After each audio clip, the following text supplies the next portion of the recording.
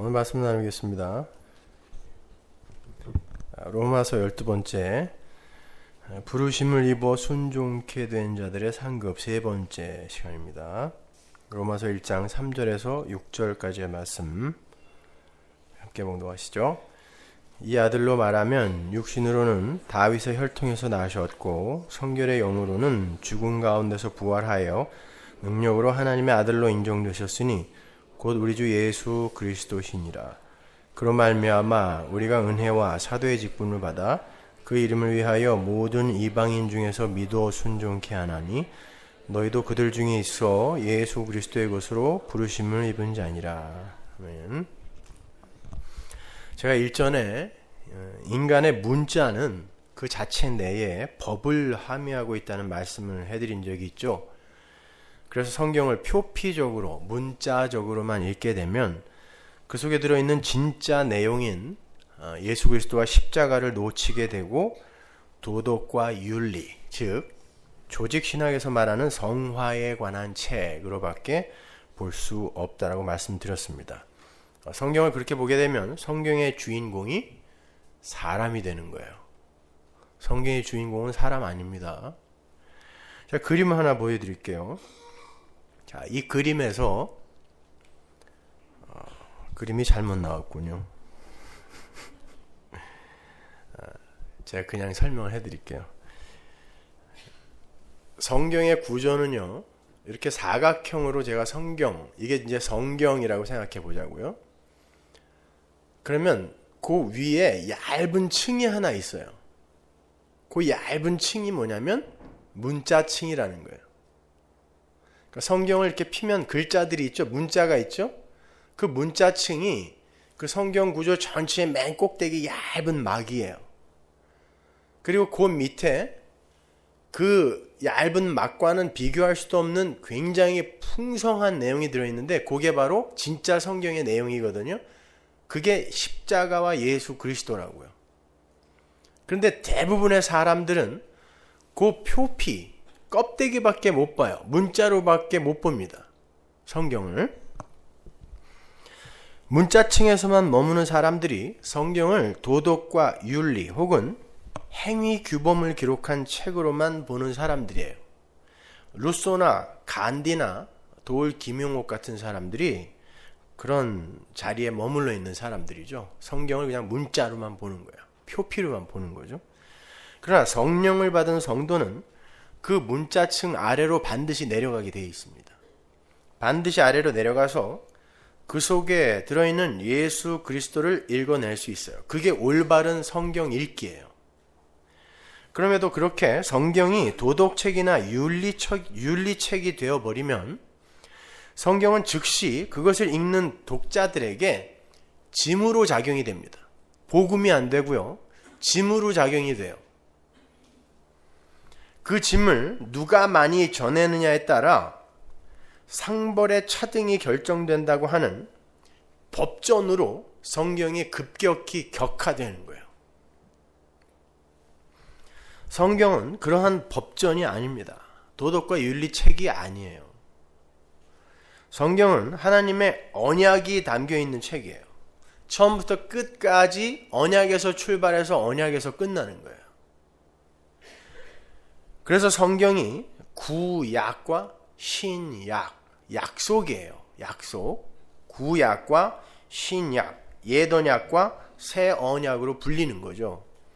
그 언약들은 모두 예수 안에서 예수 그리스도의 십자가의 피로 내 백성을 건져내어서 점도 없고 흠도 없는 자로 만들어서 나는 그들의 하나님이 되고 그들은 내 자녀가 되겠다라는 그 창세전 언약. 에베소서 1장 3절에서 14절까지가 창세전 언약이죠. 그 창세전 언약으로 수렴이 돼요. 창세기부터 요한계시록까지는 바로 그 창세전 언약을 쫙 펼쳐놓은 거예요. 그러니까 그 언약의 주체도 하나님이고 실행자도 하나님이며 완료자도 하나님인 거란 말입니다. 따라서 우리는 성경을 통해서 우리를 위해 하나님이 행하신 일을 배워야 되는 거지, 우리가 하나님을 위해서 해야 할 일을 찾아다니면 안 돼요. 그게 성경을 문자적으로 읽는 사람들이에요. 우리가 익히 살펴본 것처럼 하나님의 창세전 언약은 예수님의 피로 완성이 되는 언약입니다. 그래서 히브리서에서는 그 언약을 피의 언약, 죽음의 언약으로 기술하고 있는 거예요. 히브리서 9장 16절 보세요. 유언은 유언한 자가 죽어야 되나니 유언은 그 사람이 죽은 후에야 견고한즉 유언한 자가 살았을 때에는 언제든지 효력이 없느니라. 이러므로 첫 언약도 피 없이 세운 것이 아니니. 여기서 유언이라고 번역이 된 단어가 언약이라는 단어라 그랬죠. 그 밑에 언약이라는 단어와 유언이라는 단어는 똑같은 단어예요. 디아데케, 언약입니다. 그러니까 언약은 언약한 자가 죽어야 되나니 언약은 그 사람이 죽은 후에야 견고해진다. 이게 창세전 언약이에요. 언약 당사자가 죽어야 그 언약이 효력을 발생하게 되는 것. 그러니까 첫 언약, 즉 옛 언약도 피로 세운 언약이라는 거고 그 언약들의 원형인 창세전 언약 또한 피로 맺은 언약이라는 거예요. 그 언약은 보시다시피 언약을 맺은 당사자가 죽어야 효력을 발휘하게 되는 언약이에요. 그런데 그 창세전 언약의 당사자는 누구와 누구였어요? 하나님 아버지와 성자 예수였단 말입니다. 그러니까 창세전 언약은 성부와 성자 간의 언약이었잖아요. 그래서 하나님이신 예수, 하나님이신 아들이 죽은 거예요. 그건 총체적인 하나님의 죽음이었습니다. 언약의 효력을 발생시켜서 그 언약 안에 들어있는 하나님의 선택된 백성들을 살려내기 위해 언약 당사자가 죽어버리는 거예요. 그게 하나님 나라의 삶의 원리입니다. 성경은 바로 그 이야기를 담고 있는 거예요. 이렇게 성경, 구약과 신약은 전부 하나님 아버지와 아들 예수 그리스도 그리고 성령 하나님의 활약으로 창세전 언약이 성취되었음을 고지하는 언약의 책인 거예요. 그리고 그 언약의 성취 과정과 언약의 배경 그리고 언약의 필요성을 성도의 삶 속에서 실제화시켜 나타나게 할 거야 라고 선포하는 책이 성경이란 말입니다. 내가 너희를 구원했으니까 너희들 앞으로 이러이러한 거를 해가 아니라 내가 완료시켜 놓은 걸 너희들의 삶 속에서 나타나게 할 거야가 하나의 명령인 거예요. 그게 성경이란 말입니다. 그 중심에 예수 그리스도가 계신 거예요. 성경은 인간에게 관심 없어요. 인간은 그저 예수 그리스도의 주 되심과 그분이 주님이고 그분이 하나님이고 그분이 왕이시라는 그러한 것과 그분의 능력과 영광을 드러내는 존재가 인간이에요. 그걸 알리기 위해 잠시 소품으로 쓰는 게 인간이라니까요. 근데 우리 인간들은 우리가 주인공인 줄 알고 하나님을 주변인으로 밀어버리는 거예요, 자꾸요. 인간은 그렇게 하나님을 드러내는 소품, 도구에 불과한 거예요. 인본주의는 그것을 수긍하지 못합니다. 인간이 근본이고 주인이거든요, 인본주의에서는. 그래서 인간의 자존심을 건드리는 복음이 불편한 거죠. 그래서 복음이 떨어지면 그게 교회라 할지라도 인본주의가 가득 차 있는 교회에서는 불편해요. 우리는 뭐야? 그러니까 왜 우리가 죽은 자냐? 왜 우리가 소품이냐? 왜 우리의 인생이 이렇게 값어치가 없는 거냐? 왜 우리가 자기를 부인해야 되냐? 이렇게 물어요. 성경은 철저하게 예수만을 이야기하고 있고 이 역사는 예수님의 주되심을 드러내는 드라마 세트장에 불과한 거예요. 그러기 위해서는 인간 자신이 하나님 앞에서의 피조물이며 소품이며 피동체이며 하나님 절대 의존적 존재임이 드러나야 돼요. 역사 속에서요. 그게 약할 때 강함이 된다라는 바울 신학의 핵심인 거예요. 거기서 약함은 인간이고요. 쇠해야 되는 인간. 약할 때 강함, 예수의 강함이 드러난다라는 거예요. 내가 약한 척하면 거기에서 강한 힘이 나온다는 뜻이 아니라 강함은, 능력은 예수고 약함은, 죽어야 할 것은 나라니까요. 그게 약할 때 강함인 거예요. 그게 역사 속에서 우리의 삶 속에서 드러나고 나타난다니까요. 그걸 신앙생활이라고 하는 거예요. 이렇게 성경은 예수 그리스도의 주되심과 왕되심, 하나님 되심을 드러내는 책이기에 성경은 전부 예수 그리스도에 관해서만 기록하고 있다라고 반복하여 이야기하는 거예요. 요한복음 1장 45절 보세요. 빌립이 나다나엘을 찾아 이르되 모세가 율법에 기록하였고 여러 선지자가 기록한 그 일을 우리가 만났으니 요셉의 아들 나사렛 예수라. 모세가 율법에 기록하였고 여러 선지자가 기록한 그 일, 구약 성경에 기록되어 있는 그 일란 뜻이죠. 누구예요? 예수란 말입니다. 히브리서 10장 7절 이에 내가 말하기를 하나님이여 보시옵소서 두루마리 책에 나를 가리켜 기록한 것과 같이, 두루마리 책은 성경이에요. 하나님의 뜻을 행하러 왔나이다 하시니라. 누가복음 18장 31절 예수께서 12제자를 데리시고 이르시되 보라 우리가 예루살렘으로 올라가노니 선지자들로 기록된 모든 것이 인자에게 응하리라. 그 모든 것이 내게서 지금 이제 결실을 맺겠다는 뜻이에요. 누가복음 24장 27절 이에 모세와 및 모든 선지자의 글로 시작하여 모든 성경에 쓴 바 자기에 관한 것을 자세히 설명하시니라. 모든 성경에 쓴 바 자기에 관한 것, 예수에 관한 것. 여기서 모든 성경은 구약이죠. 하물며 신약은요. 역시 예수 그리스도죠. 누가복음 24장 44절 또 이르시되 내가 너희와 함께 있을 때에 너희에게 말한 바 곧 모세의 율법과 선지자의 글과 시편에 나를 가리켜 기록된 모든 것이 이루어져야 하리라 한 말이 이것이라. 이렇게 성경은 전부 언약의 당사자이자 언약의 실행자요 성취자이신 예수 그리스도에 관한 기록이에요. 따라서 우리는 성경을 통해서 예수 그리스도와 십자가의 필연성을 확고하게 붙들어야 되는 것이지, 간디나 슈바이처처럼 우리가 행해야 할 행위 규범들이 적혀있는 법전으로 읽어서는 안 된단 말입니다. 다시 한번 말씀드리지만 성경은 우리가 행해야 할 규범들을 기록하고 있는 것이 아니라 언약의 당사자이신 하나님과 예수 그리스도가 행하신 일을 기록한 책이에요. 그래서 구약과 신약이에요. 근데 여러분 큐티를 할 때 대부분 어떻게 하십니까? 오늘은 어떤 말씀을 붙들고 내가 살까? 이렇게 큐티를 하죠. 그게 잘못하는 거예요. 어떤 말씀을 붙들고 내가 다른 이들보다 훨씬 더 착하게 선하게 살까? 가치 있는 존재로 살까? 성경은 그렇게 보는 게 아니라니까요. 그 속에서 예수를 발견해내는 거란 말입니다.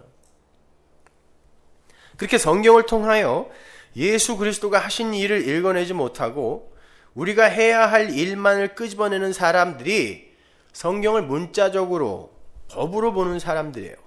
그들은 반드시 자신들의 법적 행위를 근거로 하여 상을 요구하게 되어 있습니다. 성경을 문자로 보는 사람들은 내가 지켰거든요. 그렇게 되기까지의 과정을 한번 잘 들어보세요. 선악과를 따먹은 인간은 선과 악의 구분을 스스로 하게 되었죠. 선악과를 따먹은 이후부터. 그렇게 선과 악을 구분하는 인간의 속성을 인간들은 양심이라고 불러요. 양심이 뭔지 아시겠죠? 선과 악을 분별하여 이건 선이고 이건 악이다. 그러니까 선은 행하고 악은 하지 말아야지. 이걸 양심이라 그러잖아요, 우리가. 그래서 넌 양심도 없니? 양심 좀 있어라. 혹은 양심에 화인 맞은 자, 양심에 털난 자, 이런 말들을 하는 거예요. 그리고 그렇게 양심을 따라 사는 자들을 선한 자, 착한 자, 훌륭한 자라고 부르죠. 그런데 그러한 종류의 인간의 양심은 하나님과 무관한 양심입니다. 선악과 따먹고 선악의 판단을 자기들이 하겠다고 나선 이들의 양심, 그건 하나님과 무관하다니까요. 오히려 선악과를 따먹고 자기들 마음대로 선악을 판단하게 된 상태에서 인간들이 감지하고 내어놓는 양심이라는 건 하나님을 대적하는 양심이에요. 그걸 바울이 율법의 기능을 가진 양심이라고 하죠. 로마서 2장으로 가보세요. 15절. 이들은 그 양심이 증거가 되어 그 생각들이 서로 혹은 송사하며 혹은 변명하여 그 마음에 새긴 율법의 행위를 나타내는지라. 보시다시피 이 양심은요, 하나님의 심판대 앞에서 인간을 송사하여 죽이는 역할을 하는 양심이에요. 그렇죠? 인간들은 자기가 속한 문화나 사회, 그리고 그 사회가 집단적으로 합의해서 각 개인에게 요구하는 거, 그게 뭐죠? 그걸 윤리라 그래요. 윤리. 그리고 그 윤리의 근간이 되는 인간의 인격을 구성하는 그게 도덕이거든요. 그러한 도덕 등을 기준으로 해서 양심이라는 것을 상정하고 채워요.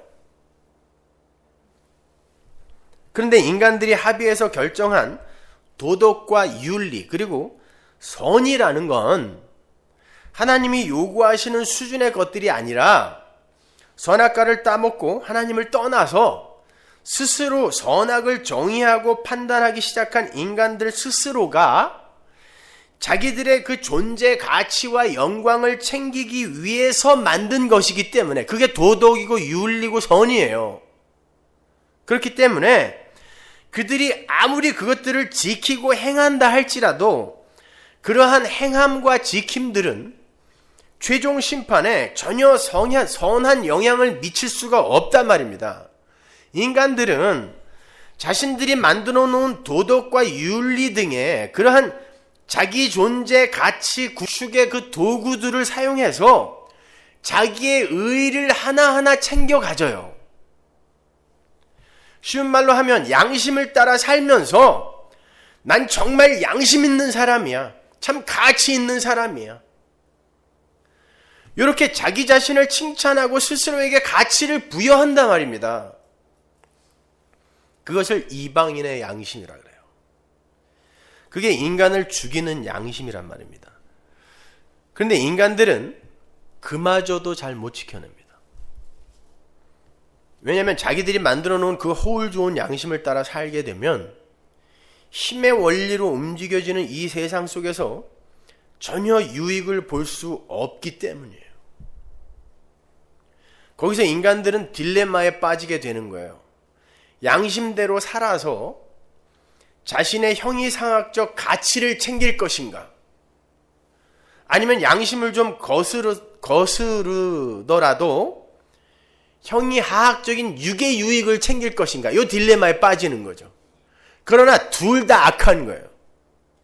둘 다 나의 유익을 위해서 나의 유익을 위한 거란 말입니다.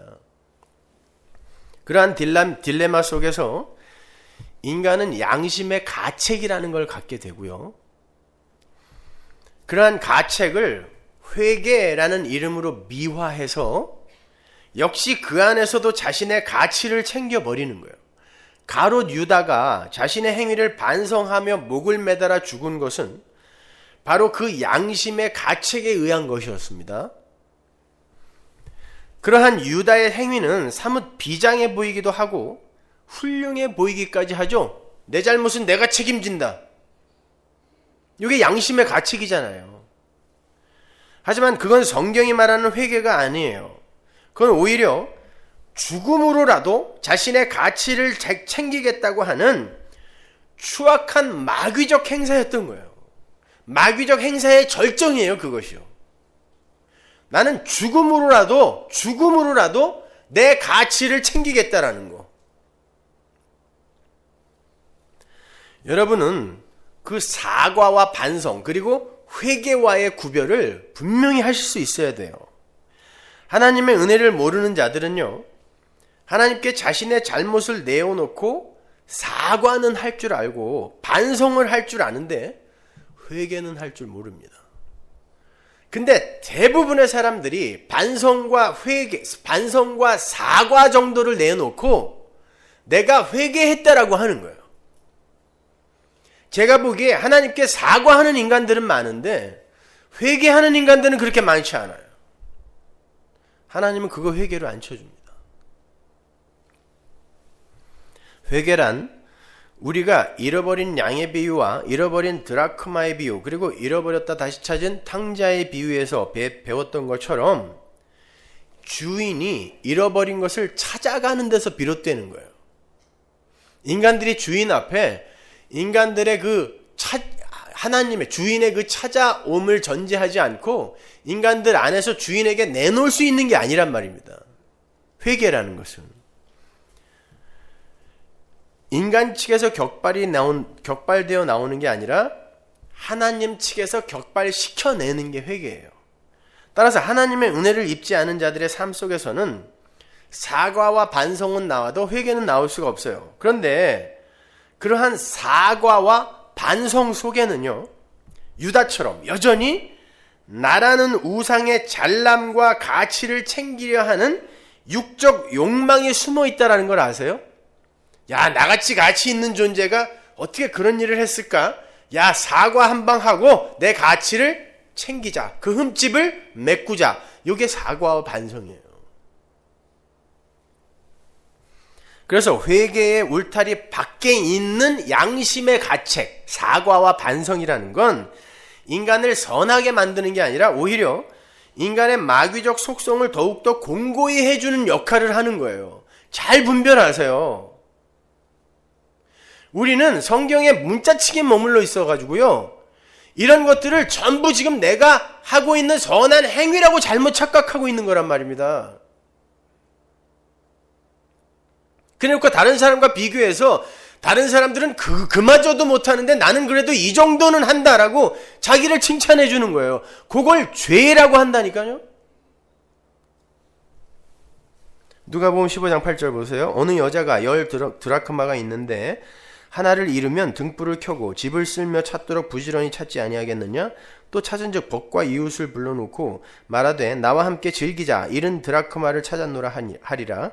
내가 너희에게 이르노니 이와 같이 죄인 하나가 회개하면 하나님의 사자들 앞에서 기쁨이 되느니라. 보세요.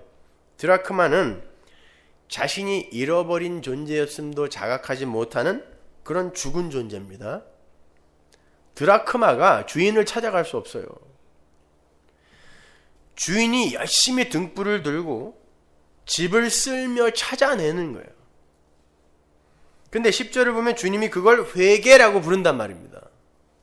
거기에 나오는 비유 3개가 전부 이 회개에 대한 비유거든요. 그러니까 회개는 하나님의 열심에 의해 찾아진 자들이 하나님의 은혜와 긍휼과 그분의 열심만을 면목 없이 찬송하게 되는 것, 이걸 회개라고 하는 것이지 자신의 잘못을 반성하거나 사과를 하는 정도의 것이 아니란 말입니다. 말씀드린 대로 인간들은 반성이나 사과를 하면서도 반성을 하고 있는 자신을 칭찬하는 그런 존재니까요. 그게 타락한 아담들이잖아요. 신이 되어버린 이 나의 가치를 어떻게 해서든지 공고히 붙들려고 하는 것들이 인간들의 죄성 아닙니까? 회개라는 건 유턴이라 그랬죠. 거기서 돌아서서 반대 방향으로 가는 게 뭐겠어요? 아니군요, 하나님. 저는 하나님께 사과나 반성조차도 할 수 없는 자네요. 그렇게 사과와 반성을 하면서까지도 제 영광만 챙기는 놈이네요. 주님 도와주세요. 이걸 회개라 그래요. 유다는 죽을 때까지 자신의 가치를 놓지 못한 사람이었어요. 자신처럼 가치 있는 존재가 양심의 가책을 받을 만한 짓을 했다라는 것을 스스로 용납할 수 없었던 거예요.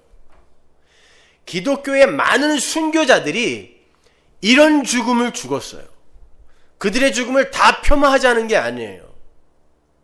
순교는 하나님이 당신의 백성을 찾아가서 완전히 그의 존재를 부인시켜버리는 걸 순교라 그래요. 하나님이 죽이는 거예요.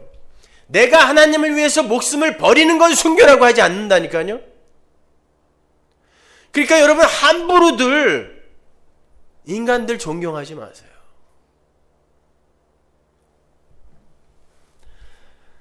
끝까지 자기의 의를 챙기기 위해서 목숨까지 버릴 수 있는 게 인간들 안에 들어있는 마귀적 속성이에요. 나라는 신을 향한 애정이 그 정도로 강력하단 말입니다. 그래서 주님이 유다를 가리켜 마귀라고 한 거예요. 제자들을 가리키면서 이 중에 하나 마귀다 그랬죠? 그게 마귀예요. 제일 기특한 사람이었는데. 그렇잖아요. 제자들은 다 도망가고 부활해서 나타났는데도 또 고기 잡으러 가고, 거기다가 예수님이 또 찾아갔어요. 떡까지 싸들고 찾아갔는데도 시큰둥 해가지고. 유다 보세요. 똑같이 다 부인했어요. 그런데 내 잘못은 내가 책임진다. 제일 멋지죠. 근데 하나님이 그 사람 보고 마귀라 그랬다니까요.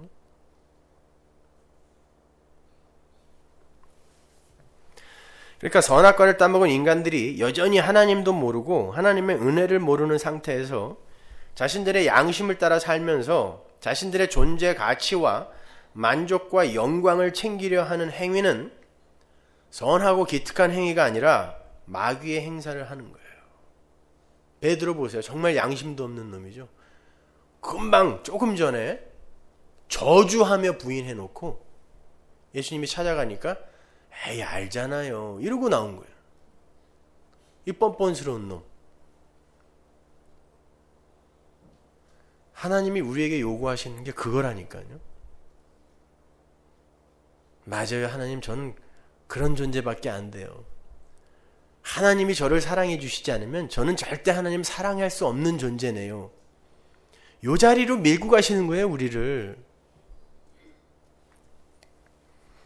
그렇게 하나님에 의해 찾아진 진짜 회개의 사람은 자신의 행위나 열심을 절대로 가치 있는 것으로 여길 수가 없어요.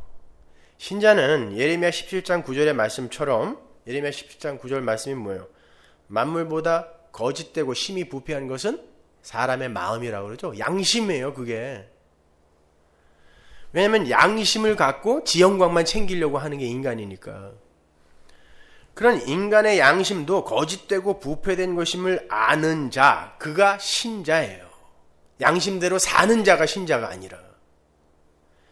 그리고 어차피 자신의 존재 자체가 은혜로부터 발생된 것이기 때문에, 존재 자체가, 살아남 자체가 은혜로부터 발생이 된 것이기 때문에 자신의 행위 또한 하나님 앞에서 더러운 옷, 이사야서 64장, 스가랴서 3장 4절, 더러운 옷이라고 그러죠. 우리가 입고 있는 거. 우리의 가장 최선의 의도 더러운 옷이라고 그러잖아요. 그래서 나중에 예수님이 벗겨버리잖아요. 스가랴서에서. 대제사장 여호수아의 옷을 벗겨버리죠. 야, 벗어. 내가 입혀줄게. 새 옷 입혀주잖아요. 심판대 앞에서. 대제사장은 뭐예요? 율법주의의 대명사 아닙니까? 근데 그 대제사장, 내가 내 행위로 하나님을 섬기겠다고 하는 그 대제사장, 바로 이스라엘을 대표하는 거고, 이스라엘은 우리를 대표하는 거예요. 우리는 평생 그렇게 산다니까요. 근데 하나님이 그거 벗겨버리고 당신의 옷 입혀주는 걸 구원이라고 하는 거예요. 우리가 새 옷 입고 가는 거 아니란 말입니다. 착각하지 마세요. 그런 거, 그거 우리의 모든 양심, 우리의 모든 행위, 우리의 최고의 의, 이 모든 것이 다 더러운 옷이다, filthy rag이다 라고 그렇게 올바로 자각하게 되는 것, 그걸 신자의 양심이라 그래요. 신자의 양심은 이방인의 양심과는 다르게 나타나야 돼요. 신자의 양심은 자기의 행동을 선과 악으로 구분하면서 이건 선한 것이니까 열심히 행해야 돼, 이건 악한 거니까 절대로 해서는 안 돼 라고 하면서 선한 행동을 하고자 애를 쓰는 양심이 아니라 자신의 그 어떤 행동도 의가 될 수 없음을 고백하는 양심이에요. 그게 신자의 양심이에요. 따라서 성경에 나오는 양심에 화인 맞은 자는 도덕적으로 윤리적인 삶을 잘 살아내지 못하는 그런 자를 가리키는 게 아니라 자신이 죽어야 할 죄인임을 자각하고 인정하지 못하고 자기의 가능성과 능력을 여전히 신봉하는 바리새인과 같은 자들인 거예요. 착하게 살려고 애쓰는 자. 은혜를 근거하지 않고 자기의 힘으로 착하게 살아서 세상 사람들로부터 존경 얻겠다고 하는 고자들을 양심에 화인 맞은 자라고 하는 거예요.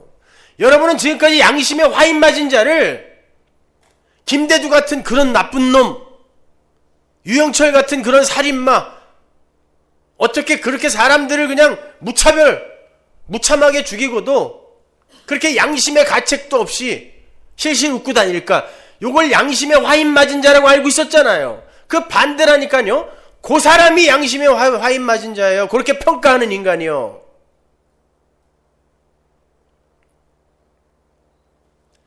그러니까 여러분은 성경의 표피에서 자꾸 십자가 안으로 들어가셔야 돼요. 내용 안으로 들어가셔야 되지.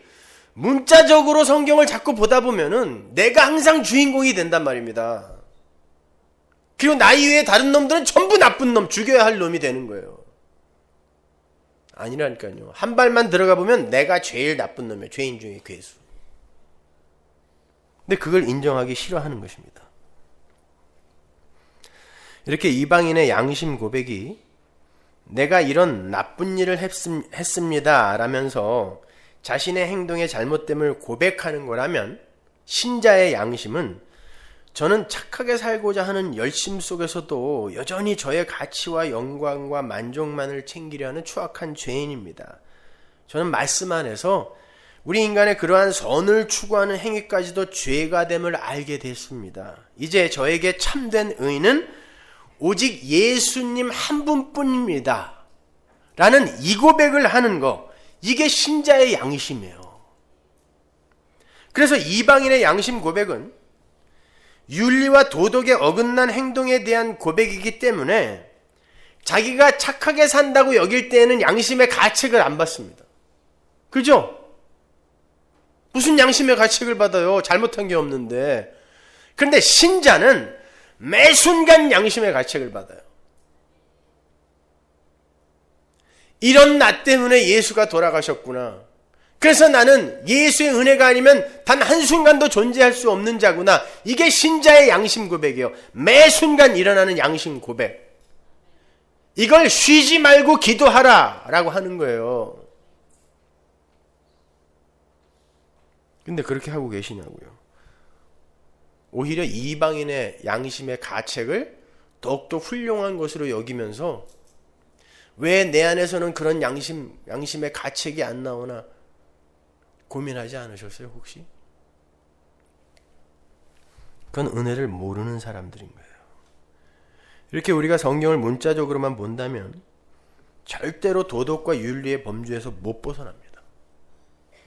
그런데 인간들은 성경의 문자층에 머물면서 자신들이 규정하고 상정해 놓은 허울 좋은 마귀적 양심을 따라서 자신들의 행위에 일일이 가격표를 붙여요. 인간의 모든 행위에 인간들 스스로 가격표를 붙입니다. 요건 가치 있는 거, 가치 없는 거, 가치 좀 떨어지는 거, 가치 좀 높은 거, 이렇게 가격표를 붙인다니까요. 그래서 인간들의 행위는 그 자체로 전부 가격표가 정해져 있어요.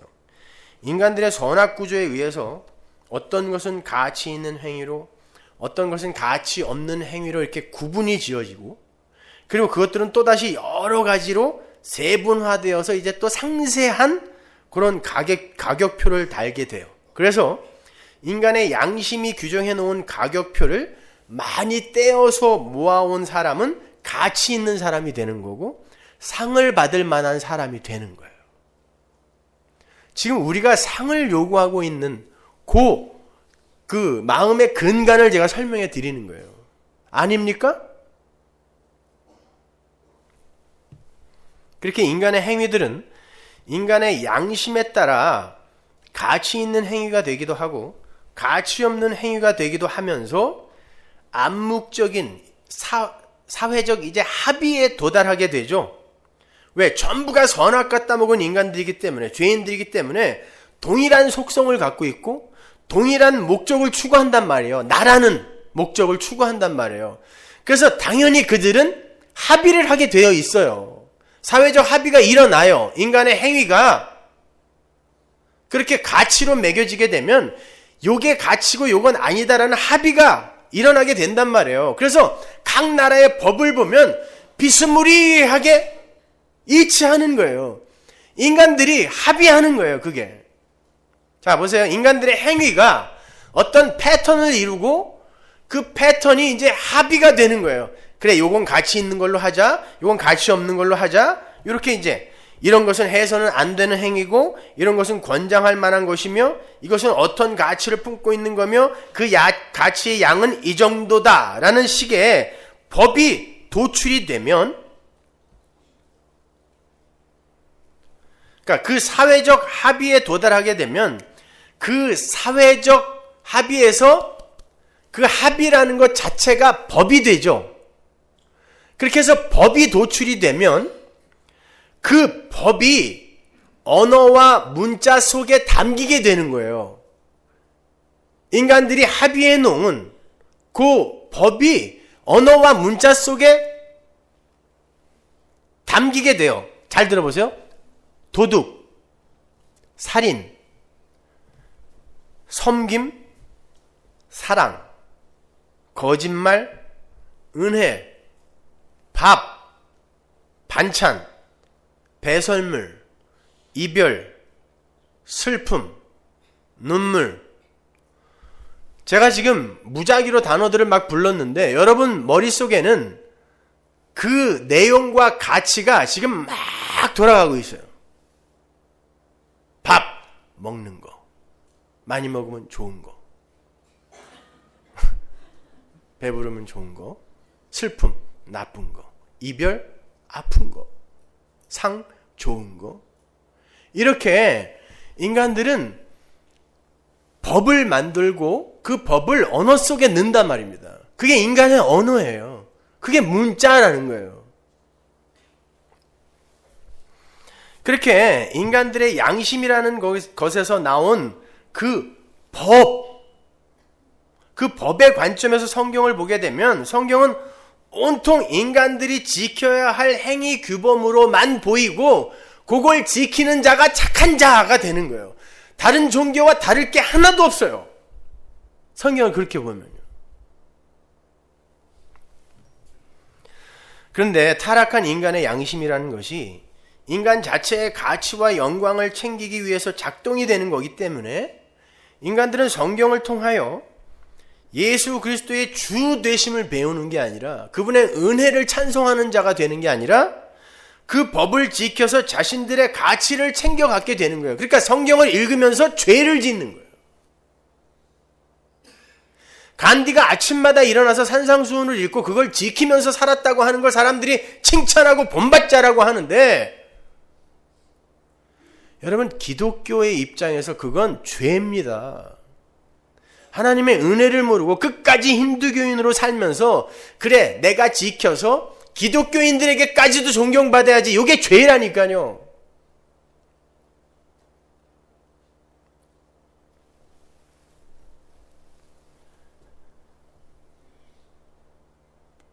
사도 바울이 그러한 인간들의 열심을 이렇게 경고합니다. 로마서 10장 2절 보세요. 내가 증거하노니 저희가 하나님께 열심이 있으나 지식을 쫓은 것이 아니라 하나님의 의를 모르고 자기 의를 세우려고 힘써 하나님의 의를 복종치 아니하였느니라.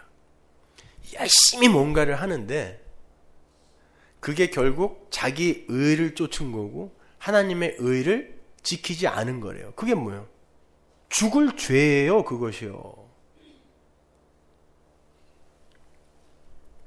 그렇게 성경은 전체가 다 예수 그리스도를 가리키고 있고 그 예수 그리스도의 십자가의 필연성을 구구절절히 담고 있는데 성령을 받지 못한 사람들은 고작 행위 규범 정도로 성경을 이해하게 되는 거예요. 어떻게 해야 인간답게 살 것인가? 어떻게 해야 착해질 것인가? 어떻게 해야 다른 사람들에게 그리스도의 향기를 풍겨낼 것인가? 여기에 목적을 두고 있다니까요. 그래서 사도들은 하나님의 말씀을 비밀이라는 단어로 표현을 했던 거예요. 골로새서 1장 27절 보세요. 하나님이 그들로 하여금 이 비밀의 영광이 이방인 가운데 어떻게 풍성한 것을 알게 하려 하심이라. 이 비밀은 너희 안에 계신 그리스도니. 무스테리온. 성경은 성령 받지 못한 자들의 눈에는 문자로 법으로만 보여요. 그게 비밀이에요. 하나님이 안 가르쳐 주는 거예요. 읽을 수 있어요. 누구나 다 읽을 수 있어요. 지켜요. 읽었으니까. 근데 비밀이라는 건 뭐예요? 성경은 그 얘기하는 거 아니다라는 거 아닙니까 지금? 비밀이에요. 근데 비밀의 내용이 뭐라고 그래요? 예수 그리스도. 따라서 성경을 읽으면서 성경을 그저 법의 수준으로 봐서 이 세상살이를 어떻게 하면 가치 있고 폼나게 살아내서 세상으로부터 가치 있는 존재로 인정을 받고 하나님으로부터도 상을 받을 수 있을까로만 보는 사람들은 여전히 성경의 비밀을 풀지 못한 사람인 거고, 그 수많은 법의 언어 속에서 예수와 십자가를 읽어내어서 예수 그리스도의 은혜를 찬송할 수 있는 자들이 성령을 받고 구원에 이른 자인 거예요. 여러분은 그 예수가 좋으세요? 정말 예수를 생각만 해도 내 마음이 좋거든. 그 얼굴 직접 배울 때야 얼마나 좋으랴. 이런 마음이 있으세요? 눈만 뜨면 그냥 찬송이 터져 나오세요? 아니면 탄식이 터져 나오세요? 오늘 또 교회 가야 돼. 돈도 없는데 또 오늘 헌금해야 돼. 야, 장기자랑은 또 가서 뭐 해야 돼. 이게 다 짐이에요. 짐. 신앙생활이 짐이 되어버리는 거죠. 찬송이 아니라. 그건 성경을 전문적으로 연구하는 신학자나 사역자들에게도 나타나는 동일한 문제점이에요. 제가 얼마 전에 지금 한국에서 열심히 성경을 연구하고 있는 두 친구와 함께 성경에 나오는 상급의 문제를 정리하기 위해서 전 세계 유수의 신학교 도서관을 샅샅이 뒤져서 박사학위 논문 6개를 구해가지고 돌려가면서 읽었던 적이 있습니다. 그중 2편이 독일 튜빙겐 대학교 박사학위 논문이었고 다 상급에 관한 거였어요. 전 세계에서 6개밖에 못 찾았어요. 그만큼 없어요. 2편이 미국 커버넌트 신학교의 박사학위 논문이었고, 한 편이 한국 총신대학의 박사학위 논문이었고, 다른 한 편이 한국 장로교 신학교의 박사학위 논문이었어요. 그 중에 독일 튜빙겐 대학의 박사학위 논문 2편이 참으로 흥미가 있었습니다. 얼핏 봤는데도. 제가 고등학교 때, 대학교 때 독일어를 공부했었거든요. 왜냐면 고등학교 때부터 제가 양키 고음을 외치면서 성조기를 태우고 다녔는데 영어를 공부하는 게 너무 이 마음에 죄책감이 들어서 독일어를 했었거든요. 그래서 제가 독일어를 좀 하는 편이에요. 그래서 웬만한 논문들은 그냥 읽을 수 있는데 그 학위 논문은 너무 어려워서, 이해하기가 어려워서 전문 번역가에게 맡겨가지고 거금을 주고서 번역을 시켜서 읽었습니다. 지금도 그 번역료를 할부로 갖고 있는데, 그 중에 하나가 이거예요. 박사 논문 한 편이 이만큼입니다. 이거 6개를 다 갖고 오려고 그러다가 팔이 빠질 것 같아가지고 거의 1년치 정도의 도서비를 다 쏟아부어서 번역을 해서 읽은 그 학위 논문은 그냥 레퍼런스의 나열 정도밖에 안 되는 그런 수준이었어요. 아브라함 카이퍼, 헬만 바빙크, 존 칼빈, 루이스 볼콥, 조지 레드 등의 그런 개혁주의 신학자들의 견해들을 표피적으로 이렇게 인용을 해다가 자신들의 주장에 덧입히는 식의 그런 논문, 거기에다가 그렇게 많은 시간과 물질을 들였다라는 게 너무 지금도 참 두고두고 후회를 하고 있는데, 한 편 읽는데요 일주일도 더 걸려요. 얼마나 어려운지. 저희가 토론을 하기 위해 읽었던 6개의 논문은 각각 다른 주장을 하고 있었는데, 제가 지금 말씀드리고자 하는 건 그 논문 작성자들이 자신들의 논문에서 인용한 성경 구절들이 너무 문자적이고 법적인 수준에서 인용이 되고 있었다는 걸 말씀드리고 싶은 거예요. 그러니까 성경에 대한 이해가, 그러니까 아무리 공부를 많이 하고 아무리 위대한 신학자들의 그런 레퍼런스를 갖다 끌었어도 엉뚱한 데다 갖다 붙이는 거예요. 그러니까 나중에는 답답해갖고 말이죠. 이게 그 이야기냐 말이에요. 그런데 분명히 박사 논문을 쓰고 통과했으면 여기에 지도교수가 있었을 거고 심사위원이 6, 7명이 붙는단 말입니다. 그들이 이거 다 인정해 준 거 아닙니까? 난 이게 답답한 거예요.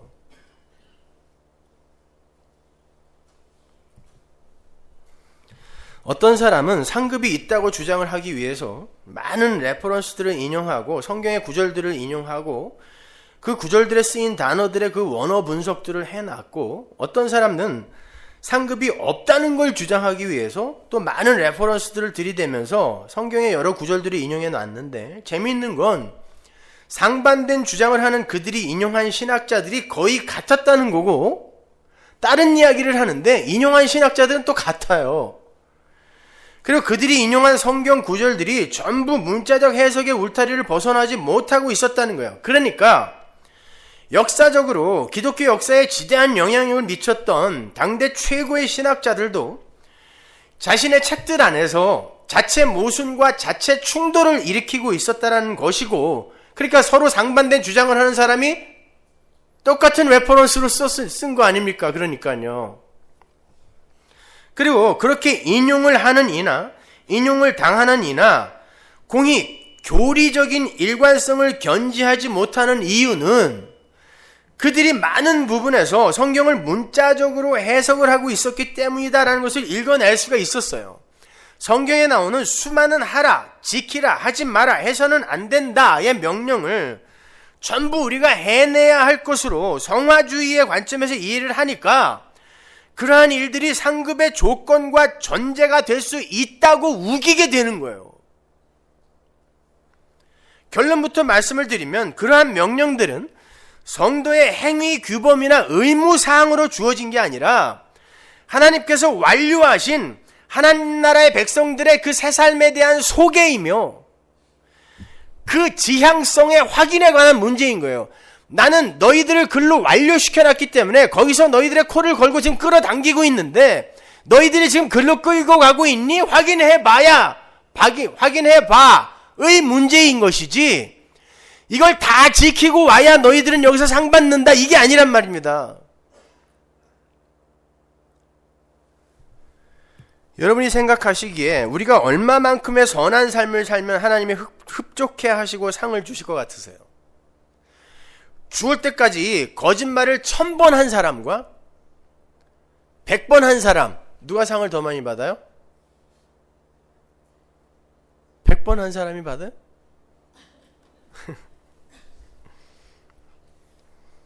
그렇다면 사무엘에게 거짓말하라고 시킨 하나님은 사무엘의 상을 까먹은 거예요. 하나님이 안 해도 될 걸 사무엘에게 거짓말을 시켰단 말입니다. 가서 제사 지내러 왔다 그랬잖아요. 하나님이. 기생 라합도 자기 나라를 팔아먹는 과정에서 거짓말을 했기 때문에 천국에서의 상급이 좀 줄었겠네요. 거짓말 했으니까. 그 일이 하나님의 언약 성취 과정에 꼭 필요한 일이었음에도 불구하고 거짓말 했으니까 그가 받을 상급의 손해를 보아야 되는 게 맞아요? 그럼 아니라면 그럼 다른 거짓말은 하면 안 되고 이 거짓말을 하면 되고 뭐 어떤 거예요? 일관성이 좀 있으세요.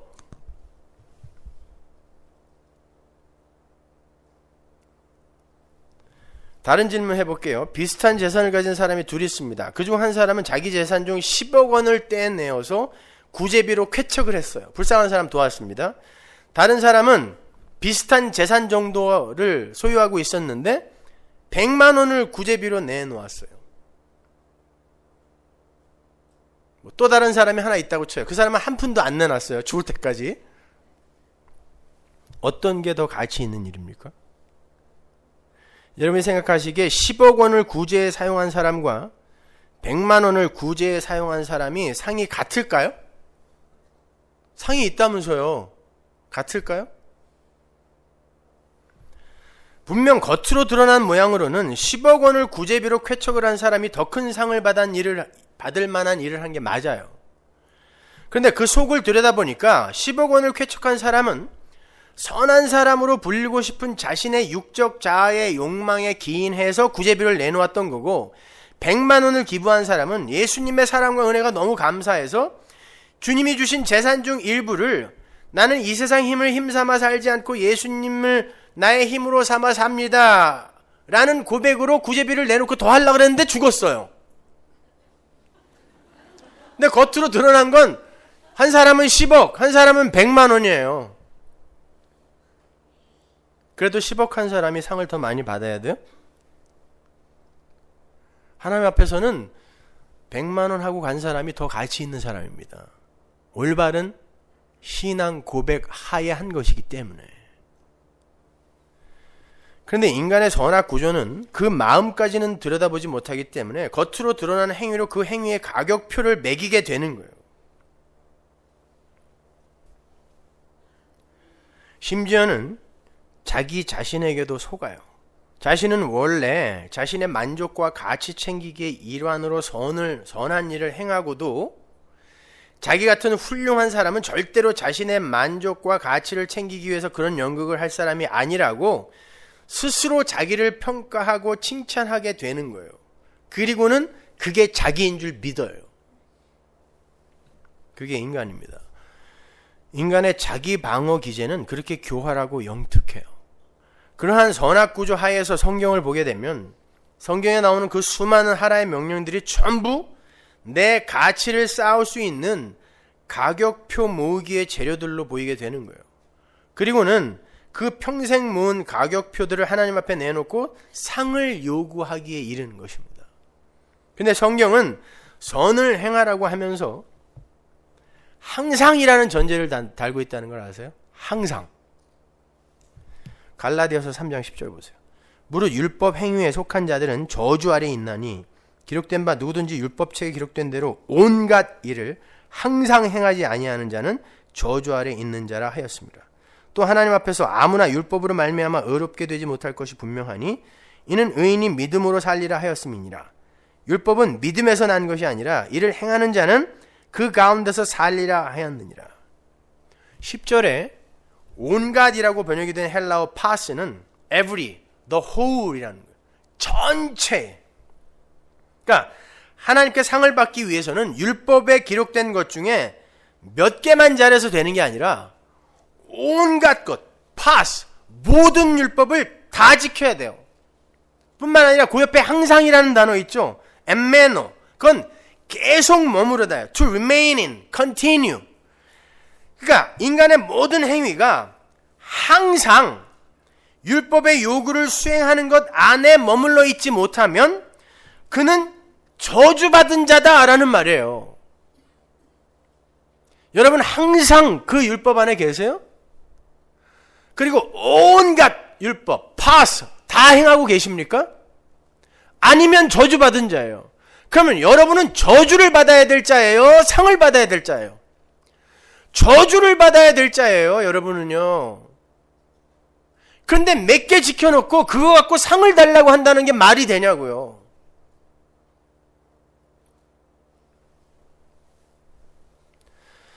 우리는 온갖이 아니라 몇 개도 안 될 뿐만 아니라 항상은커녕 가끔도 안 되는 자들이에요. 그렇다면 우리는 모두 저주 아래 있는 자들이 맞는 거예요. 야고보서 2장 9절 보세요. 만일 너희가 외모로 사람을 취하면 죄를 짓는 것이니 율법이 너희를 범죄자로 정하리라. 여기서 외모가 뭐라 그랬어요? 사람에게서 나오는 겉으로 드러나는 행위, 겉모습뿐만이 아니라 누구든지 온 율법을 지키다가 그 하나에 거치면 모두 범한 자가 되나니. 평생 죽는 날까지 단 하나라도 어기지 않을 수 있는 사람이 있습니까? 그런데 평생 허벅지 찔러가며 다 지켰는데 죽는 순간에 딱 하나 어기고 가면, 마음속으로라도 어기고 가면 평생 지킨 게 다 어긴 게 된다라는 거예요. 이게 하나님 나라의 사법 체계입니다. 그런데 뭘 갖고 가갖고 상을 달라 그럴 거냐고요. 뭘 갖고 가서.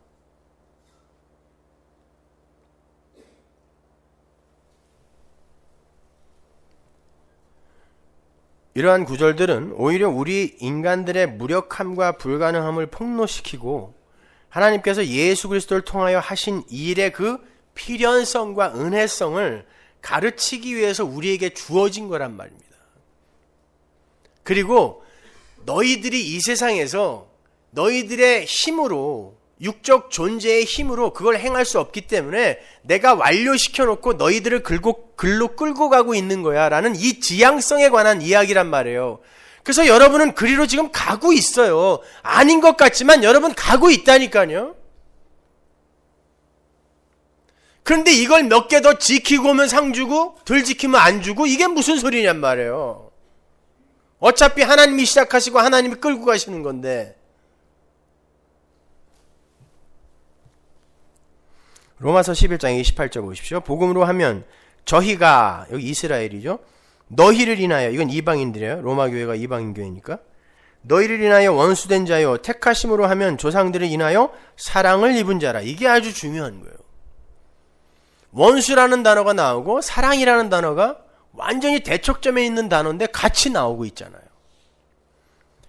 하나님의 은사, 이게 은혜죠. 카리스마. 하나님의 은혜와 부르심에는 후회하심이 없느니라. 오늘 우리가 공부하는 로마서 1장의 그 본문이 뭐예요? 부르심을 입은 자, 순종케 된 자. 우리가 지금 그 단어 공부하고 있는 거거든요. 하나님의 은사와 부르심에는 후회하심이 없느니라. 너희가 전에 하나님께 순종치 아니하더니 이스라엘의 순종치 아니함으로 이제 긍휼을 입었느니라. 순종치 아니했기 때문에 순종케 하신 거 아니에요. 누가? 하나님이요. 순종치 않아서 원수였는데 하나님이 약속을 근거로 하여 사랑해 줬단 말이에요. 그게 로마서 8장 11장의 이야기인 거예요. 그러니까 여러분은 이 세상 속에서 나는 순종치 못하는 자구나, 이걸 먼저 깨달아야 돼요. 그래야 하나님이 내게 쏟아부어준 긍휼의 크기가 오롯이 드러날 거 아닙니까? 이거구나, 긍휼이 이거구나, 은혜가 이거구나를 알 거 아닙니까? 근데 전부들 잘나가지고 말이죠. 그런 은혜 안 받아도 난 충분히 할 수 있는데 이러고 가는 거예요. 간디가 하나님의 은혜가 필요했겠습니까? 슈바이처가 박사학위 5개 버리고 50년 동안 아프리카에 가서 일하면서 자기라는 존재가 아주 칭찬해주고 싶어 죽겠는데 그 사람이 하나님의 은혜를 구했겠냐고요. 근데 우리는 그걸 본받자고 하고 있어요. 오늘날 기독교는 거꾸로 가고 있는 거예요. 이거는요. 31절 이와 같이 이 사람들이 순종치 아니하니 이는 너희에게 베푸시는 긍휼로 이제 저희도 긍휼을 얻게 하려 하심이니라. 하나님의 모든 사람을 순종치 아니하는데 가두어 주심은 누구를? 모든 사람을 어디다 가둬뒀다 그래요? 순종치 아니하심에 가둬뒀다 그래요. 왜? 모든 사람에게 긍휼을 베풀려고요. 그런데 지가 순종할 수 있다라는 건 하나님의 이 말씀을 지금 부인하는 거 아닙니까? 하나님은 가둬뒀다고 그러는데 지는 할 수 있다 그래요. 아니 근데 내 삶 속에서 가끔 순종이 나오는데요. 예, 그게 성령이 하시는 거란 말입니다. 그걸 확실히 고백하시란 말이에요. 그렇다면 그 사람 입에서 어떻게 상이라는 단어가 나옵니까? 내가 한 게 아닌데. 하나님은 순종치 아니하는 가운데 우리를 가둬두시고 우리의 삶 속에서 문득문득 순종을 격발해 내심으로 말미암아 우리의 불가능함과 무력함을 인정하게 하시고 그걸 폭로시키시고 하나님의 열심을 드러내시는 거예요. 그래서 우리는 결국 하나님의 은혜만 찬송하는 자가 되어서 하나님 나라에 가면 되는 것입니다. 그게 이 세상 속에 들어와 있는 하나님 나라의 구조였잖아요. 이 세상 속에 하나님 나라의 모형으로 들어온 게 뭐였어요? 구약시대에 성막, 성전. 그 성막을 꽉꽉 짜면 지성소, 그걸 꽉꽉 짜면 쉬운 줄 아닙니까? 법계 위에 하나님이 죄를 내려다보시고 십계명 돌판, 쌍난 지팡이, 만나 항아리, 이게 다 뭐예요? 인간의 죄예요. 그 죄를 하나님이 내려다보는데 그 가운데 예수 그리스도의 피가 덮여서 중보의 역할을 하는 것, 이게 하나님 나라의 구조예요. 그래서 하나님은 항상 용서하시는 자로 베푸시는 거고 인간들은 항상 용서를 받는 자, 하나님의 생명력, 바락, 그 복을 받는 자로 존재하는 게 하나님 나라 아닙니까? 그걸 이 세상에서 여러분이 경험하려면 나는 아닙니다로 가야지 상 주세요로 가요?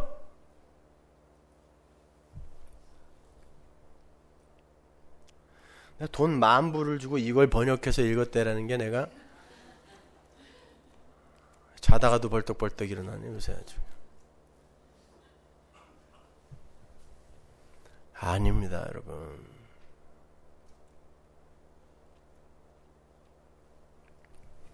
그렇다면 이런 구절들은 어떻게 이해를 해야 되는가? 골로새서 3장 18절 아내들아 남편에게 복종하라. 이는 주 안에서 마땅하니라. 남편들아 아내를 사랑하며 괴롭게 하지 말라. 자녀들아 모든 일에 부모에게 순종하라. 이는 주 안에서 기쁘게 하는 것이니라. 아비들아 너희 자녀를 경록히 말지니 낙심할까 함이라.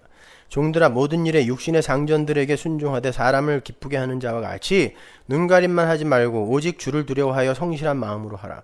무슨 일을 하든지 마음을 다하여 주께 하듯 하고 사람에게 하듯 하지 말라. 이는 유업의 상을 주께 받을 줄 알미니 너희는 주 그리스도를 섬기느니라. 불의를 행하는 자는 불의의 보응을 받으리니 주는 외모로 사람을 취하심이 없느니라. 얼마나 많이 나와요. 주는 외모로 사람을 취하심이 없느니라. 이런 말이 나오면 일단 하나님은 우리의 행위를 안 보신다라는 건데, 근데 위에서는 왜 우리의 행위를 요구하는 것처럼 보일까? 이리로 가야 될 거 아니에요, 머리가.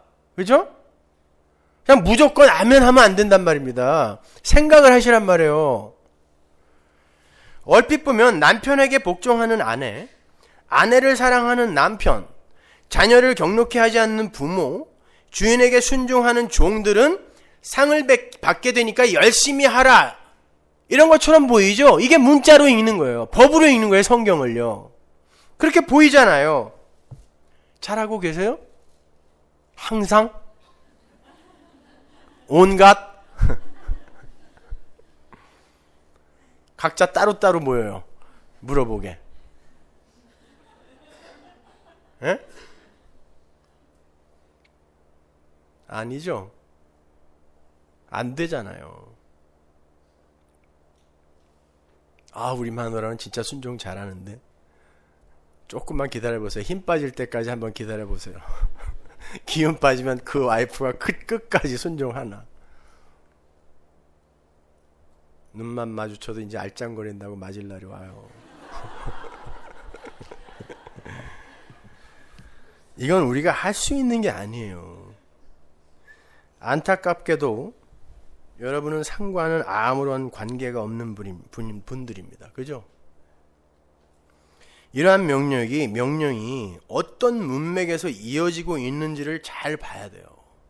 골로새서는요, 초대교회 안에 들어온 율법주의와 인본주의에 대한 경고의 편지로 쓰여진 거예요. 그래서 골로새서 2장으로 가면 사도 바울이 골로새 교회에 들어온 경계해야 할 율법주의와 인본주의의 세목을 세 가지로 지적해줘요. 그게 뭐였는지를. 거기에 대해서 경고의 편지를 쓴 거거든요. 한번 가보죠. 골로새서 2장 8절. 누가 철학과 헛된 속임수로 너희를 노략할까 주의하라. 이것이 사람의 유전과 세상의 초등학문을 쫓음이요 그리스도를 쫓음이 아니니라. 그러므로 먹고 마시는 것과 절기나 월삭이나 안식일을 인하여 누구든지 너희를 편론하지 못하게 하라. 이것들은 장래 일의 그림자이나 몸은 그리스도의 것이니라. 누구든지 일부러 겸손함과 천사 숭배함을 인하여 너희 상을 빼앗지 못하게 하라. 저가 그 본 것을 의지하여 그 육체의 마음을 조차 헛되이 과장하고 머리를 붙들지 아니하는지라. 온 몸이 머리로 말미암아 마디와 힘줄로 공급함으로 없고 연합하여 하나님이 자라게 하심으로 자랐느니라.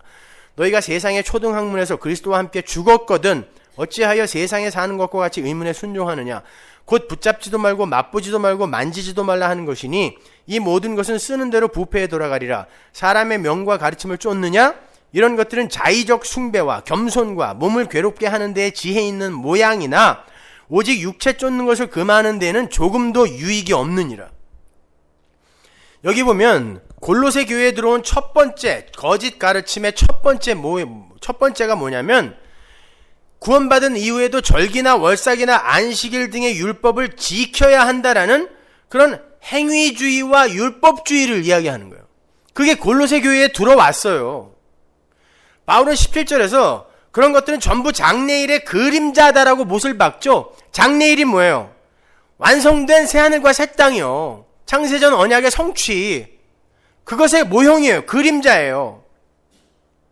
그러니까 안식일이나 절기나 이런 것들은 전부 하나님 나라의 모형으로 주어진 거잖아요. 그렇죠? 진짜 안식이 뭔지, 수장절, 진짜 하늘의 풍요가 뭔지, 유월절, 너희들은 어떻게 구원이 되었는지, 이거 다 예수 그리스도로 말미암은 성취된 하나님 나라를 모형으로 보여주는 거잖아요. 그럼에도 불구하고 구원을 받았는데도 또 계속 하라고 그런 거예요. 그거를 찜찜하니까, 아니 여태까지 해왔던 걸 아무것도 안 해도 된다 그러니까 찜찜하잖아요. 신이 되어버린 인간들이 어떻게 그 자리에서 그렇게 가치 없이 놀겠습니까? 그러니까 하자라고 들어온 거예요.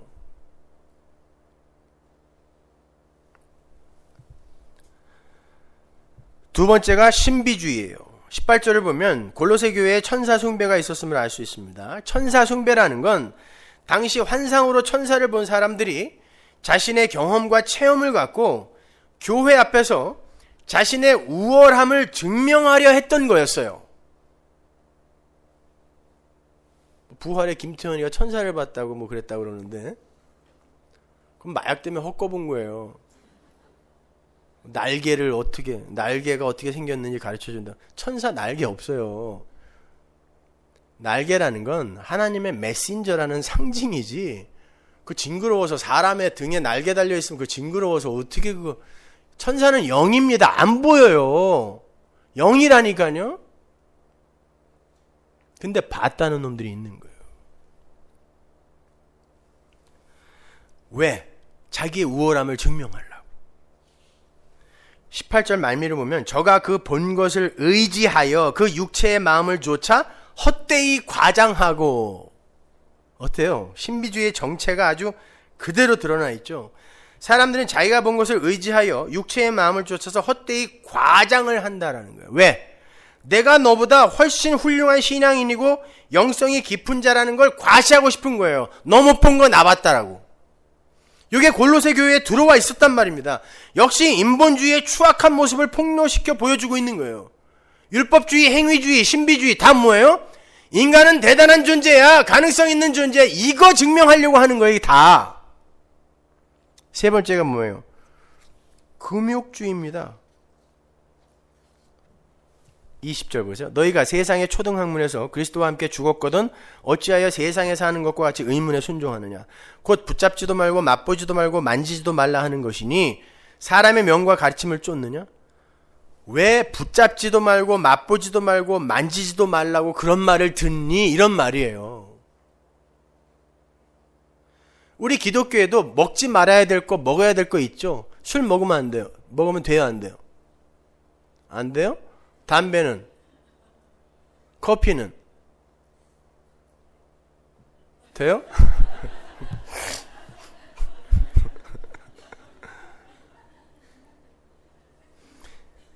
사도 바울이 그런 거 신경 쓰지 말라 그랬잖아요. 23절 보세요. 이런 것들은 자의적 숭배와 하기 싫은데 억지로 숭배하기 위해서 만들어내는 것들이라는 거예요. 자의적 숭배와 겸손과 몸을 괴롭게 하는 데에는 지혜 있는 모양이나. 이게 뭐예요? 자기를 자해하는 거죠. 금식 40일씩 막 굶고 그러는 거, 새벽에 하루도 안 빠지고 계속 나오고 그러는 거. 가끔 새벽에 나와보면 막 화가 날 때가 있어. 잠도 없나 저 사람들은. 나까지 이렇게 그냥. 나오지 말라는 게 아니라 자기 몸을 괴롭게 하는 데에는 지혜 있는 모양인데 육체 쫓는 것을 금하는데, 진짜 죄로부터 벗어나는 데는 아무런 도움이 안 된다는 뜻이에요. 근데 왜 뭘 먹어야 된다 그러고 먹으면 안 된다라고 그러고 뭐 금식은 해야 된다 그러고, 이게 다 뭐예요? 나는 그런 거 하고 있으니까 너보다 괜찮아를 보여주려고 하는 거죠. 골로새 교회에 들어왔던 게 이거예요. 이 이야기들이에요. 나는 엄청난 체험을 했어. 나는 엄청난 종교 행위를 했어. 나는 참 착하게 살았단다. 요걸 갖고 자기를 증명해 보라고 거짓 교사들이 와서 가르쳤단 말입니다. 그 중에는 일부러 겸손도 있어요. 그죠? 겸손이 다 진짜가 아니라는 얘기예요. 인간들은요, 겸손을 갖고도 자기의 영광을 챙긴다라는 거예요. 바울이 정확히 지적해 주잖아요. 일부러 겸손.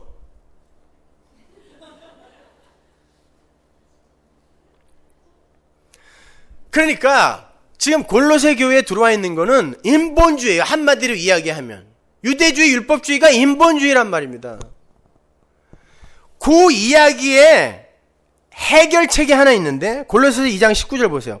바울이 해결책을 뭘로 제시하는지, 머리를 붙들지 아니하는지라 온몸이 머리로 말미암아 마디와 힘줄로 공급함을 얻고 연합하여 하나님이 자라게 하심으로 자라느니라. 근데 왜 니들이 자라려고 그래? 그런 뜻이에요. 예수 붙들면 하나님이 자라게 하시는데 니들이 왜 잘한다 그래. 그리고 왜 그걸로 자랑해? 이런 뜻이거든요. 거기에 딱 붙어 있는 게, 성경은 장절 구별이 없는 거라고 해서 원래가 거기에 그냥 붙어 있는 내용이 뭐냐면 위의 것을 찾으라, 땅의 것을 찾지 말아라라는 이야기거든요. 그러면 잘 생각해 보세요. 지금 그런 이야기를 하다가 땅의 것 찾지 말고 위의 것 찾으라가 뭐예요? 땅의 것이 뭐겠어요? 지금 바울이 경고한 게 땅의 것일 거 아닙니까? 인간들이 할 수 있다라고 하는 거, 경험하고 또 자기가 내놓는 업적으로 말미암아 내 가치를 챙길 수 있다라고 하는 그거 땅의 것이니까 버려라라는 거예요. 위의 것은 뭐예요? 19절에서 말씀해 놓은 거, 예수 그리스도만 붙들어라, 믿어라가 위의 거란 말입니다. 땅에 있는 모든 재화, 소유 이런 게 가치 없다는 얘기가 아니에요. 나를 근거로 무언가를 만들어낼 수 있다라고 하는 그 마음 버리라는 거예요. 땅의 것 버려라, 위의 것 찾아라가 그 말이라니까요. 위의 게 뭔 줄 아셨어요? 천국? 예수? 예수 믿는 거예요. 하나님이 해놓으신 그 일이 있는데 왜 니들이 자꾸 뭘 봤다 그러고, 니들이 자꾸 금욕하려고 그러고, 니들이 자꾸 자해를 해서까지 종교행위를 하려고 그래. 그런 거 말고 예수가 행하신 그 일을 믿어. 그 이야기에 지금 조금 아까 읽었던 남편들아, 아내들아, 종들아, 부모들아, 이 이야기가 붙어 있는 거예요. 그렇다면 이 이야기의 내러티브상 지금 사도 바울이 이 땅의 것 찾지 말고 위의 것, 예수를 믿어라라고 이야기하는데 갑자기 또 남편아 잘해야 돼, 너 아내야 너도 잘해야 된다, 종들아 니들도 잘해야 돼, 그래야 상 받아, 이 이야기를 하겠냐고요, 상식적으로. 그래서 성경을 문맥을 따라 읽으라고 그러지 않았습니까? 지금 바울이 그 이야기를 하는 건 너희들 대단한 행위를 하고 대단한 업적을 내어놓고 그렇게 해서 너희들의 가치와 영광을 챙기려고 하고 너희들이 괜찮은 사람이라는 걸 증명해 보려고 하는데, 아니야, 그런 거 아니야. 그냥 일상을 살아라. 남편아, 남편의 자리에서 그냥 남편으로 살아. 아내야, 아내의 자리에서 아내로 살아라. 종들아, 그냥 그 자리에서 살아. 대단한 거 안 내놓아도 예수 믿으면 상 받으니까 그런 거 엉뚱한 거에 귀 기울이지 마. 이게 일관성 있는 내러티브일 거 아닙니까? 그런데 뚝뚝 끊어서 큐티를 하다 보니까 전부 문자로만 읽는 거예요. 분명히 아내에 대한 요구가 밑에 있는데 남편한테 그 위에 것만 이렇게 보여주고, 봤지 왼수야, 너 상 받으려면 이거 해야 돼. 우리는 맨날 성경을 그렇게만 인용해다 쓰는 거예요. 성경은 그런 데 필요한 책이 아니라니까요.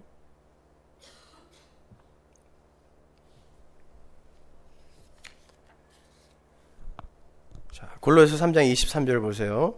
무슨 일을 하든지 마음을 다하여 주께 하듯 하고 사람에게 하듯 하지 말라. 이는 유업의 상을 주께 받을 줄 알미니 너희는 주 그리스도를 섬기느니라. 사람들에게 잘 보이고 너희들의 행위를 근거로 하여 상을 받으려고 하지 말라는 거예요. 왜? 상을 주시는 분은 주님이니까. 이 말이에요, 이게.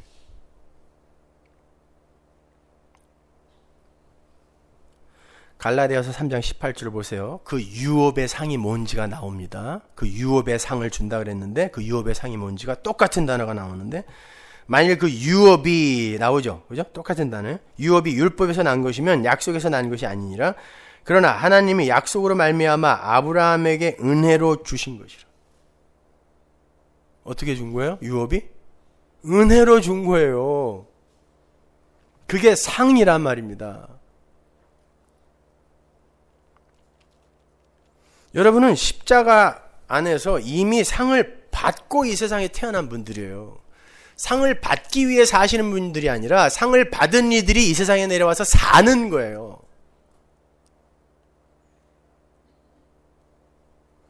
왜 우리의 행위로 상을 받을 일을 내놓을 수 없는지를 배워가며,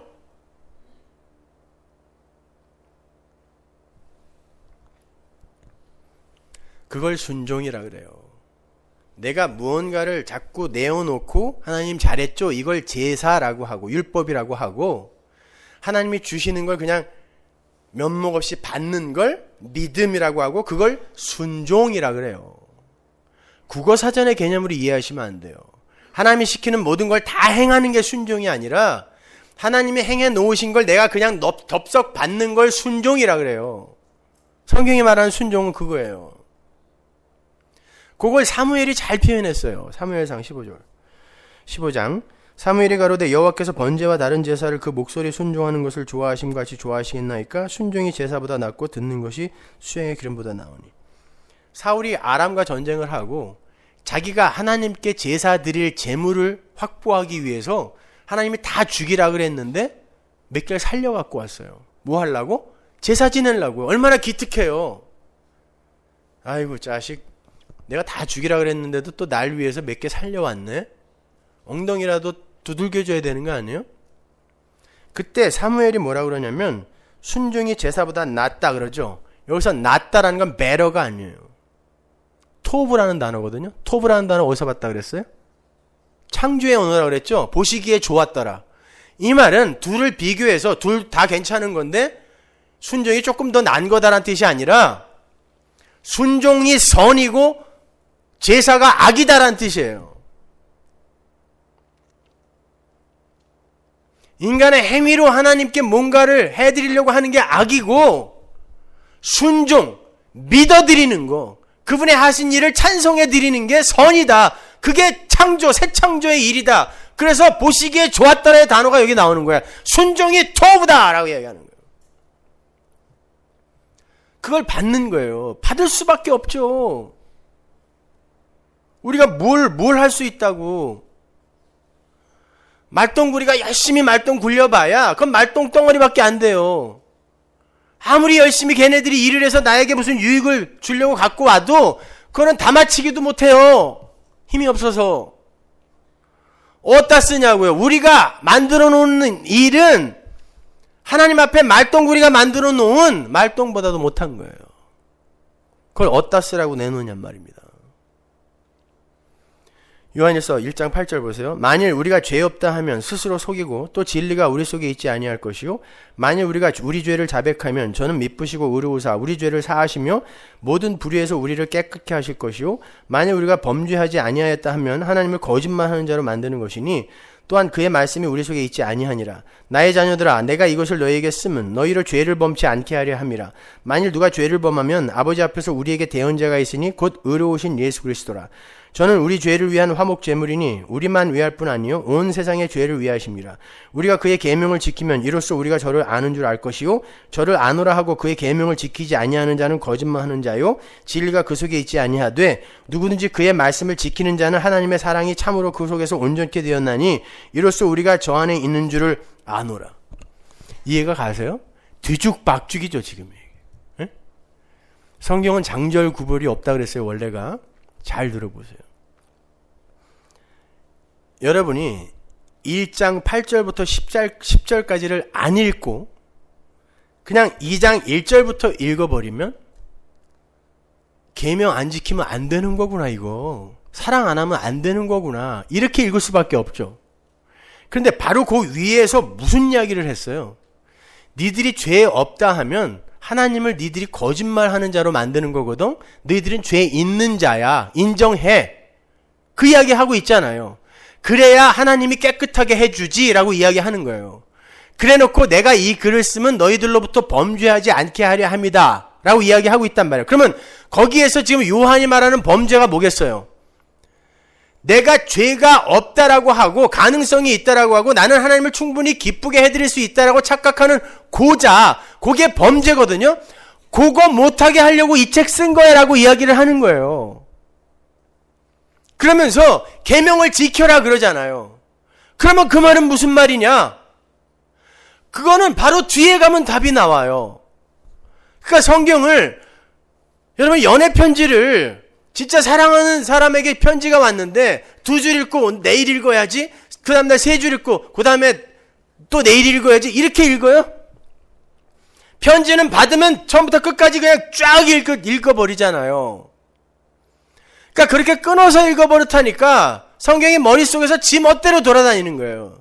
계명을 지키는 게 뭔지는 요한이 바로 조금 밑에다가 써준단 말입니다. 그게 요한일서 3장이에요. 3장 22절. 무엇이든지 구하는 바를 그에게 받나니 이는 우리가 그의 계명들을 지키고 그 앞에서 기뻐하시는 것을 행함이라. 했대요. 또 벌써 우리가 그의 계명은 이것이니, 계명 지키라 그래놓고 그 계명이 뭐라고 이야기하냐면 곧 그 아들 예수 그리스도의 이름을 믿고 요게 계명을 지키는 거다 그러단 말입니다. 그러면 요한일서가 이제 일관성 있게 딱 연결이 되잖아요. 뒤죽박죽이 아니라 믿고 그가 우리에게 주신 계명대로 서로 사랑할 것인지라. 그래요. 그러면 계명을 지키는 건 예수를 믿는 거니까 해결됐다 그래요. 그럼 서로 사랑하라는 건 어떻게 해요? 여러분, 서로 사랑하라는 게 뭡니까? 한번 여러분이 지금 사랑을 하고 있는지 안 하고 있는지 잘 생각해 보세요. 여기서 서로 사랑하라는 건 교회에게 이야기하는 거예요. 천국 백성끼리 서로 사랑하라. 서로 사랑하세요? 여러분 보세요. 크리스마스라고 지금 휴가예요. 그래서 지금 2부 때 오신다고 한 사람들이 샌디에고 구역, 뉴욕, 워싱턴, 베이커스필드, 그리고 또 누구 온다 그랬죠? 노스캐롤라이나에서 오셨고. 보세요. 여러분, 이 휴가 기간 동안에 이분들이 왜 여기를 올까요? 미쳤습니까? 1년에 한 번, 두 번밖에 없는 거예요. 그리고 경기도 너무 안 좋아서 비행기 값이 이게 한두 푼이 아니라고요. 근데 온 가족을 이끌고 여러분 왜 여기로 올까요? 여러분이 복음을 올바로 알게 된 이후에 여러분과 대화 통하는 사람이 몇 명이나 되든가요? 손꼽아 보세요. 가족들하고도 안 통하죠. 엄마 아버지하고도 대화가 안 통해요. 그런데 어느 날 내가 알고 있는 복음을 똑같이 이야기하고 그것을 갖다 공부하고 있는 사람들이 있다는 걸 알게 됐어요. 만났는데 밤이 새도록 이야기를 해도 그치지를 않아. 너무 좋아서요. 있었구나. 내 편이 있었구나. 내가 잘못 가는 게 아니었구나. 라는 게 확인이 되었을 때 여러분이 그들을 사랑하게 되는 거예요. 형제 자매하고도 못할 이야기가 그들하고 통해지는 거예요. 그러니까 이 휴가 기간 동안에 그 사람들 한번 보고 싶어서 오는 거예요. 이거보다 더 큰 사랑이 어디 있습니까? 사람들은 사랑을 자기에게 친절하게 대해주고 속은 어떻다 할지라도 그냥 친절하게 대해주고 자기 기분 맞춰주는 걸 사랑이라고 착각해요. 그래서 성원아 교회 가니까 사랑이 없다 이렇게 이야기하는 거예요. 사랑이 없는 게 아니라 대화도 안 통하는 어떤 인간이 와서 헛소리 하니까 얘기를 안 한 거예요. 얘기를 통하면 왜 안 합니까? 얘기가 통하는데. 그냥 밥 먹고 가세요. 그냥 그런 거지. 사랑이 없어서가 아니라 진짜 사랑을 하고 있기 때문에 그런 거예요. 어줍지 않게 사람들 끌어모아서 우리 교회 부흥시키려고 가짜 사랑 그런 거 안 하려고 잘하고 있다는 건 아니에요.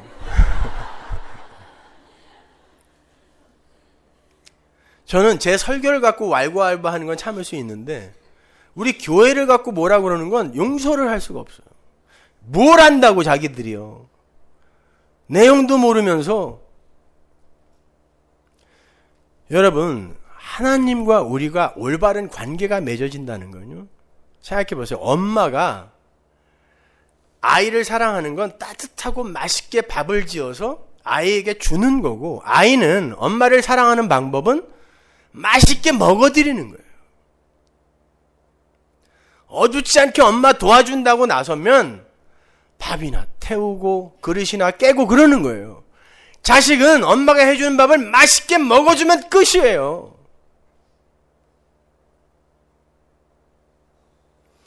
그럼에도 불구하고 우리가 전혀 도움이 안 되는데 하나님이 우리에게 사명을 주셔갖고 또 일도 시키세요. 근데 그 일이 전부 뭐냐면 여러분 어린애들이 여러분의 설거지 같은 거 도와줄 때 걔들 자면 여러분이 다시 해야 되잖아요. 여전히 고춧가루 묻어있고 김치국물 묻어있고 밥풀 붙어있는데 지들은 다 했다고 엄마 나 잘했지? 그러고 잔단 말이에요. 근데 걔 앞에서 이 새끼야 이게 뭐야 그러고 다시 닦으면 기분 나빠할까봐 잘 때까지 기다렸다가 또 닦잖아요. 근데도 마음이 뿌듯하지 않습니까? 우리가 하는 일은 그런 거예요. 하나님은 우리에게 면류관 씌워주기 위해서 우리에게 사명 주신 것인지 나 좀 도와달라고 사명 준 게 아니에요.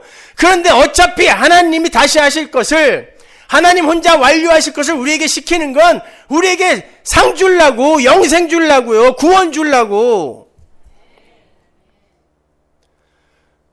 우리는 그 하나님의 은혜 말씀을 통해서 잘 배우고 찬송하면 되는 거예요.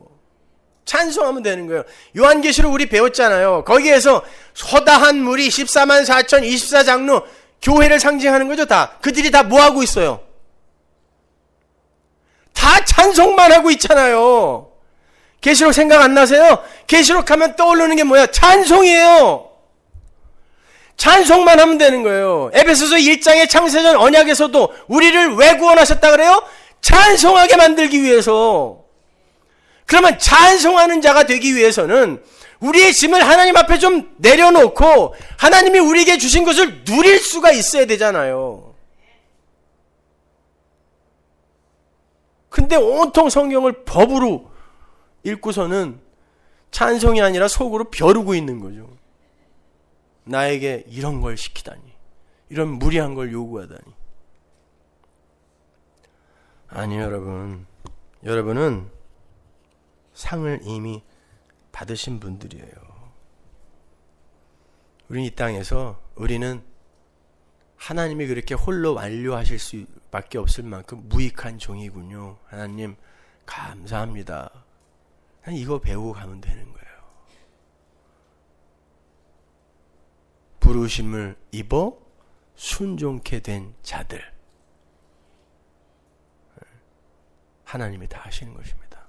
하나님만 찬송하세요. 기도하겠습니다. 하나님 감사합니다. 아버지 하나님, 우리를 위해 영혼 속에서 한 번도 떨어진 적이 없는 예수를 이 땅에 보내신 하나님을 찬송합니다. 우리를 살리시기 위해 하나님의 목숨이 십자가 위에서 떨어져 나갔다라는 그 엄청난 사실 앞에 무릎을 꿇습니다.